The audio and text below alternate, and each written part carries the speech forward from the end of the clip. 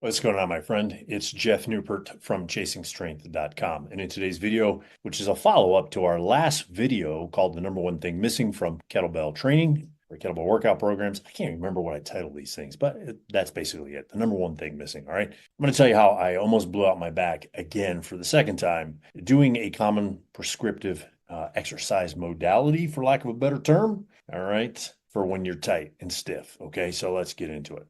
So in the last video, as I mentioned, I severely injured my lumbar spine deadlifting a medium heavy weight. And as a result, I couldn't bend over or breathe due to what's called protective spasm or protective muscular tension for over a week. And it's literally where your body splints itself, okay, using muscles, all right? So, and that was because I had bought into the lie of all you need to do is train the big lifts to work your core. Now, if you're not familiar with this lie. I don't know, I think maybe lie's a strong word. Let's call it a half truth. Okay. If you're not familiar with this half truth, it goes something like this. When you perform the big lifts, the squat, deadlift, press, the Olympic lifts and their variations, okay, your abs are recruited, and that's enough, quote unquote, enough to train your abs, your core, and make it stronger, right? And in the kettlebell world, it's the big lifts are swings, get-ups, especially the get-ups, right? Cleans, presses, snatches, and so on, all right? Now, at the time of me filming this video, that was hard to say, 22 years ago. So fast forward 7 years, and once again, I had bought into another half truth, okay? So 15 years ago, if you'd asked me what to do for your sore, tight back or stiff, painful shoulder, I knew the answer was simple. Dynamic mobility drills. That's what you need to do. Today, we call that just mobility work, okay? And in fact, mobility work, that was the cure for everything, okay? Cure, okay? Specialized dynamic mobility drills, okay? For your lower back, all you need to do was some thoracic spine or T-spine mobility. You do some four-way hip circles, and you do 3 to 4 specialized foot mobility drills. Bam, simple. For your painful shoulders, yeah, guess what? Also some thoracic spine mobility, some four-way hip circles, and 3 to 4 specialized foot mobility drills, and probably some shoulder camshafts in a pain-free range of motion. Bam, simple again, right? Until after doing that type of training, following that type of system for a full, oh man, was it 3 years? Almost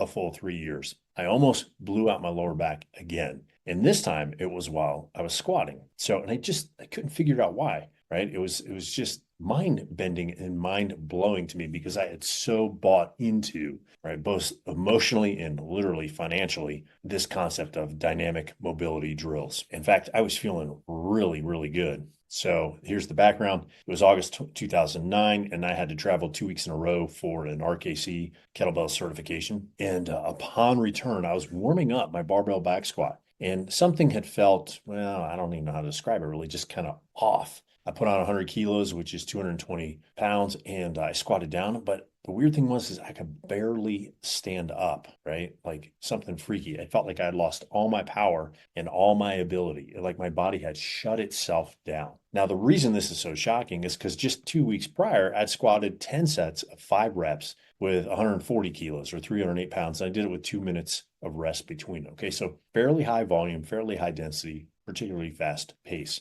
Okay, furthermore, the reason I could barely stand up was that I felt like my lumbar spine, right? My lower back, as many people call it, was grossly unstable. Like it was literally about to break. So it was just like it would fold or crumple or something like that. And I felt like I had zero control over it. And it almost panicked me. So I barely stood up and said, man, what the heck is going on? So I spent the next 2 or 3 months going even deeper into the system, and nothing I did using any of those tools, any of those dynamic specialized mobility drills from inside the system fixed me. I just could not get my squat back. In fact, I felt like I was actually getting weaker all over, right? Not just my squat, but my entire body. So I called up my good buddy, Brett Jones, who is now the director of education for Strong First. And he too was also involved in this mobility system at the time. And another one. And I said, hey man, I really need some help. Can you run me through that other mobility system that I'm not involved in? And maybe we can do some diagnostics. So I flew to his place and he ran me through a movement screen. And to my dismay, and yet relief, we discovered my problem. And you know what? It wasn't that I actually needed more mobility work. It turns out I could not stabilize my lumbar spine and pelvis, even though my entire spine, pelvis, and hips were more mobile than they'd probably ever been since I was about 2. Okay. So what was going on? Well, my central nervous system, my CNS, had practically pulled the plug on my strength, my ability to lift. Now, it was like my body's internal stability system had just shut down. The only thing I could figure out was that all the incessant mobility work overrode my body's natural stabilizing mechanisms, and it left me floppy like a rag doll. In fact, I'll go a layer deeper there. I didn't have my body's natural stabilizing systems working, and my body was just a big ball of protective muscular tension or protective spasm, right? Or splinting, as I mentioned earlier in this video. And this mobility work literally stripped away all those layers. Okay. And those layers were what was holding me together. And without those layers and without that internal stability system, that natural internal stability system, my body just like waved the white flag and wasn't going to let me do any heavy work. And essentially, I just turned into spaghetti. Okay. So it turns out I didn't need mobility work at all. And it may be the same with you, except you're probably not ragdoll floppy. Now, I know that might sound kind of weird, so let me explain. Naturally, if you feel a little tight or stiff as a result of swings, especially one-hand swings, which seem to aggravate a lot of people's lower backs, you'd probably be tempted to think that you need some hip or T-spine mobility work to loosen up. And you may or may not be right. Okay. But what happens if or when that doesn't work? Do you do more of the same? Do you just try like another hip mobility drill or another T-spine mobility drill? Or maybe you mobilize some other joints like your ankle or your shoulder or something like that. Or maybe do you do some soft tissue work with a foam roller? The reality is that more likely than not, if your mobility work isn't helping and your foam roller work isn't helping get rid of your tight lower back or your sore shoulders or whatever, right? You actually don't need more mobility work and you actually don't need more soft tissue work. Okay. In fact, you're actually working against yourself by doing those things. You're overriding your body's natural protective tension. It's a way of keeping you from moving into ranges of motion that your CNS, your central nervous system, believes it can't control. So think of it as your central nervous system or a form of your subconscious controlling your conscious. Okay. So what do you do instead? Well, what you want to do, or what you should do, is reboot your body's natural stabilization mechanism or natural stabilization system by working on what's called reflexive core stability. Now, how do you do that? Well, obviously, you do it systematically, or hopefully you do it systematically, as I alluded to in the first video in this series. Okay. So, the best and first place to start is actually with your breathing, specifically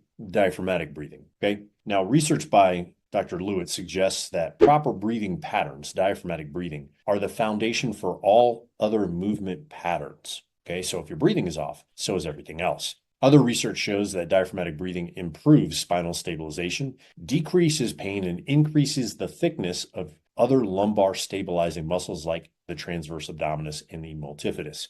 Now, how do you perform diaphragmatic breathing? Well, there are 5 steps. Okay. Maybe there's more, maybe there's less. We're going to cover it in 5 steps. Okay. So, number 1, you pick a comfortable position. For most, it's either lying on your back or lying on your stomach. Number 2, you're going to swallow and then hold your tongue in the top of your mouth behind your front teeth. Number 3, inhale slowly through your nose for a 2 to 4 count, focusing on inhaling into your toes. All right. So in your imagination, in your mind's eye, your breath's going from here, it's going down into your toes, not just your belly. Okay. As you do so, you'll feel your stomach rise and your torso expand out, okay, like a barrel. So step number 4 is slowly exhale through your nose for a 2 to 4 count. Step number 5, repeat for about 10 breaths or so, more if you'd like. Now, what if you're already doing diaphragmatic breathing? Great question. Do more of it. Okay. Find more positions in which to do it. So it just becomes absolutely comfortable and easy in whatever position you're in. Okay. Other research out there shows that the more diaphragmatic breathing you do, the better. Up to 30 reps at a time, even multiple times per day. Plus, this is a big benefit if you're in pain, is that diaphragmatic breathing stimulates the vagus nerve. And vagus nerve stimulation has been shown to potentially decrease pain. Okay, like I said, another big plus. So, how do you know for sure if diaphragmatic breathing will decrease your stiffness or tightness or improve your ranges of motion? Simple. You test it, right? You test your range of motion in any movement, but particularly the affected area, and make note of it. So, let me give you a personal example.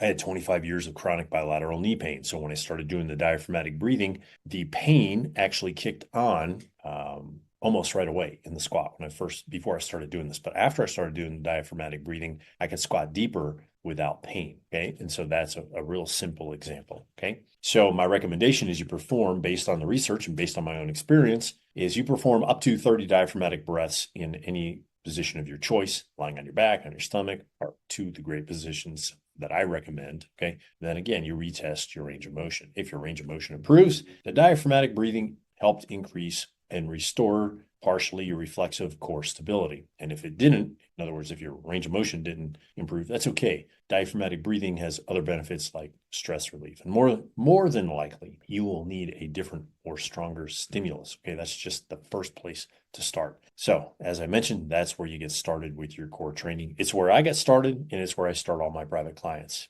And we all keep doing it because it's a great exercise and it relieves muscular tension from practically everywhere in the body. So give it a shot, see how it works for you. And we'll continue this conversation in the next video. So hopefully you found this video helpful. If you did, click the like button, smash the subscribe button, leave me a comment in the comment section below. And of course, if you found it extra helpful, share it with a friend, family member, loved one, or enemy. Okay, until next time, my friend, stay strong.